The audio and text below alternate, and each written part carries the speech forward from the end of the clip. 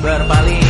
Ditinggal beasiswa dengan kawan tak kabar, bertahan buat apa, belum ada artinya, masih dipeluk setan. Alergi peradaban, alergi kemajuan, mendorong kemunduran. Mimpi esok hari, adakah yang cukup mampu mewakilkan suara kami? Jelas tak ada yang tahu, ada yang cukup peduli.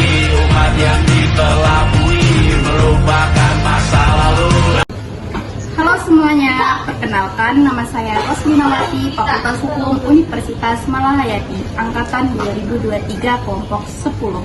Halo, perkenalkan nama saya Tasya Sabrina Valnini dari kelompok 10, Fakultas Hukum 2023 Universitas Malahayati. 1. Halo semuanya, perkenalkan nama saya Fitri Sakti dari Fakultas Hukum Universitas Malahayati, Angkatan 23 Kelompok 10. Halo semuanya, perkenalkan nama saya Zelvina, saya dari Fakultas Hukum Universitas Malahayati, Angkatan 2023 Kelompok 10. Fenomena perdagangan organ tubuh manusia muncul dan berkembang sangat pesat hingga mencakup kancah internasional. Ada beberapa faktor yang melandasi adanya kasus tersebut. Yang pertama, adanya meningkatnya transplantasi permintaan organ, serta kurangnya pendonor organ yang legal, serta adanya ketimpangan antara negara maju dan negara berkembang. Dan jika kita mengkaji lebih dalam lagi, ada beberapa faktor yang melandasari adanya kasus tersebut. Yang pertama, ada faktor kemiskinan, adanya konflik bersenjata, dan kurang efisiennya sistem hukum domestik yang mengatur adanya kasus perdagangan organ tersebut. 3. Pada bagian ini, fokus utama adalah bagaimana perdagangan organ mencerminkan bentuk nyata dari ketidakadilan kemanusiaan. Mahasiswa akan membahas secara kritis bagaimana kelompok rentan seperti masyarakat miskin, anak-anak, dan pengungsi menjadi target eksploitasi oleh jaringan kriminal yang memanfaatkan kondisi mereka.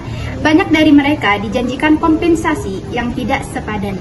Bahkan ada yang dipaksa atau ditipu untuk mendonorkan organ tanpa persetujuan sadar.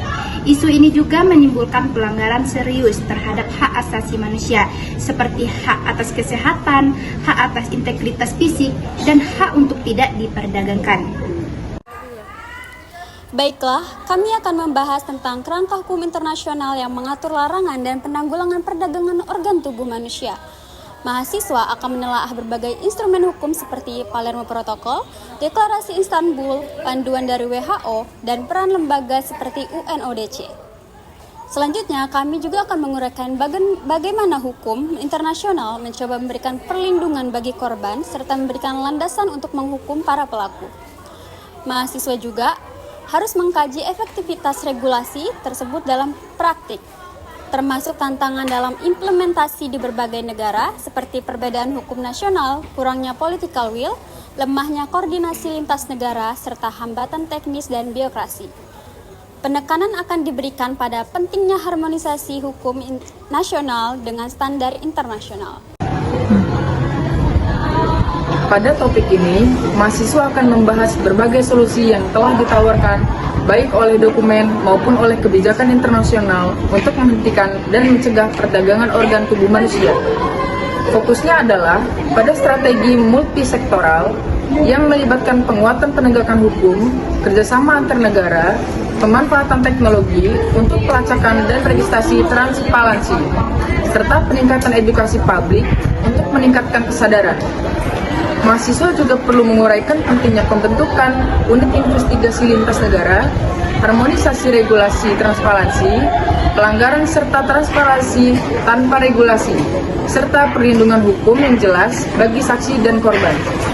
Di akhir, bagian ini juga harus menyampaikan bahwa implementasi solusi memerlukan komitmen politik jangka panjang dan keterlibatan semua pemangku kepentingan dari negara, masyarakat sipil, akademisi, hingga lembaga internasional. Topik ini berfokus kepada konsekuensi nyata yang dialami oleh korban perdagangan organ tubuh manusia. Mahasiswa akan menjelaskan bagaimana korban mengalami dampak fisik yang serius, termasuk kehilangan organ vital, komplikasi medis, dan tidak mendapatkan akses terhadap perawatan pasca operasi.